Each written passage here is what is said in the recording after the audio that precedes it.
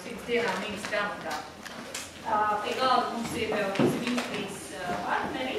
Jūs redzat, mums ir 3 rektori, Kiško kundze un arī Tīmai kungs, kas pārstāv Latvijas Olimpisko komiteju, kā pirmajam dod vārdu. Paldies, Sanā, paldies tiešām visiem klātesošiem, visai savai, drīz visai savai nozarei. Mums tas atbildības loks ir tik plašs, ka laikam viņš vēl nepietiek, jo tiešām to ātrāk laiku, lai apmāk. Un tiešām arī palīdzēs ar saviem iespējiem ar tam pirmām 100 dienām, kuras tiešām palīdzēs ļoti. Es gribu sakāt to, ka ministrija tiešām pēc darbības valsts ir ļoti plašs. Tas skaidrs pirkstiem, mums ir gan diskla izglītībā, profesionāla izglītībā, augstāka izglītībā, zinātne, sports, un tie tālu vārti pieļaut, protams, kā valodas politiku un arī jaunatnes nolikums. Tas ir anekdotas, pēdējā reize paldies kolēģiem, ir ļoti pārsteigti par to, ka mēs atbildām par tik plašu jomu, jo kolēģi, piemēram, tas vienas ministrijas vieta, ka pie mums ir 3 ministrijas. Viena augstākas izglītības zinātnē, viena par sportu, viena par skolu un kā tā. Un, diemžēl, tieši izglītības un zinātnes ministrija ir bijusi, ja mūsu nozares, tas pateikt, galvenais upuris krīzes gadu griešana. Es domāju, ka es varu pateikt, ka faktiski visas jomas, par kurām mēs atbildām, tā griešana bija apmēram 50% apmēra. Pedagogiem, paldies Dievam, drusceņā tas kā palīdēja, bet pārējiem tā gluži ne. Piemēram, atšķirība no Igaunijas, kas nekādas griešanas nebija augstīgi izglītība un zinātnē, ja mums tomēr griešanā bijies apmēram 50% jomu. Pēc saviem galvenajiem sasniegumiem jums ir izpildīta vesela mapa, kur tie sasniegumi ir atrakstīti ļoti detalizēti. Es tad pieminēšu mana uzskata galvenos 3. Tas pirmais sasniegums ir tomēr tas, par ko es arī iesaņēmu kolēģi klātbūtnē, ir tas, ka nodrošinātu tomēr sapratīgs dialogs ar nozare, kurā mēs sapratām, ka tomēr nevienu būtisku reformu mēs nevaram virzīt uz priekšu, to iepriekš normāli neizdiskutējot ar mūsu partneriem nozari. Tas arī ir tas, ko mēs cenšamies darīt. Protams, ka tas dialogs nenozīmē automatiski, kā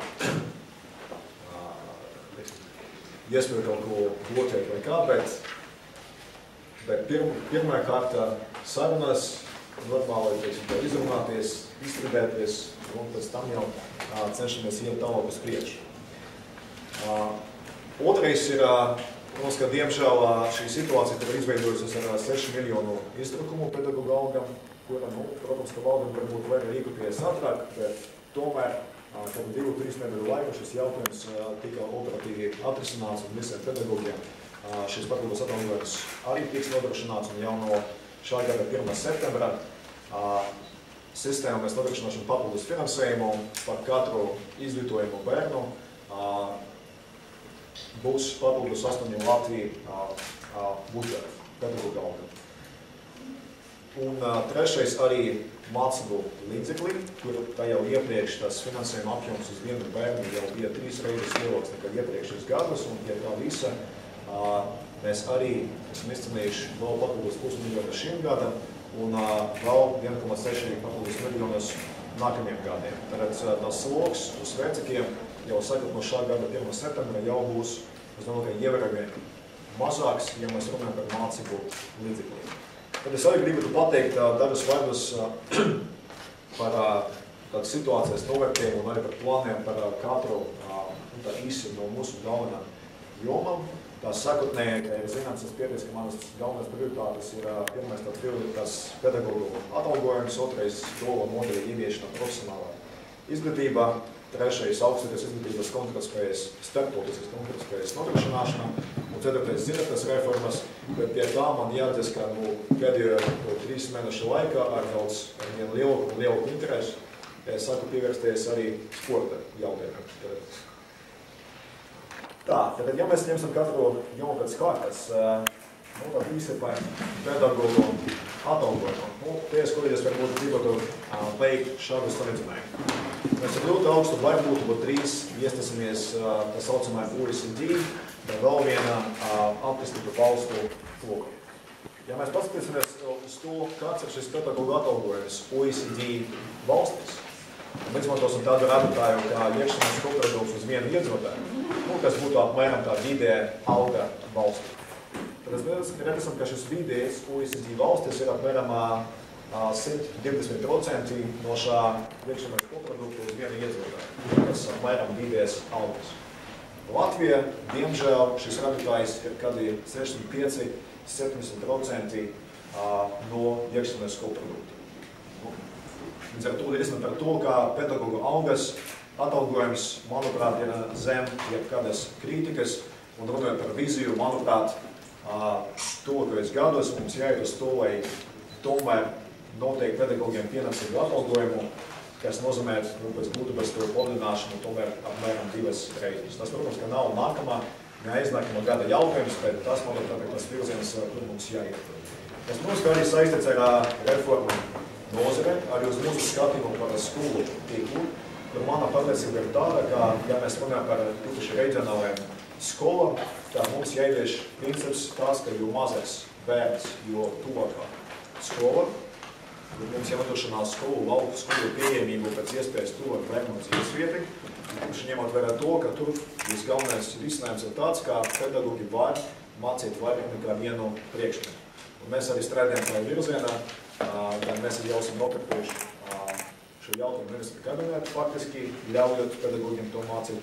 Un mēs, domāju, augstu vērtīgi radīsim finansējumu, lai apmācītu pedagogus, lai viņi varētu to nodrošināt. Un savukārt, ja mēs runājam par vidusskolām, tad te mūsu galvenais princips ir spēcīgas vidusskolas, kuras arī varētu dot pietiekami labi izglītotus jauniešus, savukārt augstskolām vai augstskolām nevajadzētu cīnīties ar pārāk bieži vājām zināšanām, tīpaši matemātikas, dabas zinātņu jomu. Tas vidusskolu segments būs tas, ko mēs tiešām konsolidēsim un stiprināsim. Tālāk runājot par profesionālo izglītību, mēs jau turpinot trešgadējā politiku, mēs arī konsolidējam un stiprinām profesionālu skolu tīklu, tās koncentrējot reģionālais centrus, un mēs arī strādājam pie tā saucamā duālas izglītības modeļa ieviešanā. Jau ir uzsākti daži pilotprojekti, ka jūs varat redzēt savas plānotas. Un te, ka galvenā risinājumā mēs redzam to, lai piesaistītu uzņēmumus, piedāvāt tās prakses vietas studentiem, un lai to izdarītu, mēs plānējam piedāvāt tiem uzņēmumiem, kuri piedalās šajā sistēmā, un ir arī uzņēmēju asociāciju biedri, kas proti LTK un LDBK, dot iespēju maksāt tādas stipendijas algas, kuras nebūtu apliktas ar darba skaita nodokļu. Tas ir sociāla nodokļu un iedzīvotāju ienākuma nodokļu. Un, protams, ka pie tā arī ir svarīga stipendiju jauna loma, lai stipendiju galvenokārt palīdzētu jauniešiem nokļūst sekt transporta izdevumus un, iespējams, arī kopumta izdevumus, lai nokļūst no tālākām vietām līdz tiem reģionāliem. Runājot par augstāko izglītību, te mūsu galvenā prioritāte nākamā gada budžetam ir nodrošināt vairāk pienācīgu finansējumu par katru budžeta vietu. Te mēs runājam par katru budžeta vietu izmaksām, kurā mums te, diemžēl, katru reizi ir situācija, kur valstī noteikti normatīvi akti netiek pildīti, tas finansējums, ko mēs nodrošinājam, ir zem normatīvi, un tas ir mūsu prioritāte, lai to izdarīt prioritāri tā saucamajiem STEM jomas. Tas ir zinātnē, inženieru zinātniec un dabas zinātniec.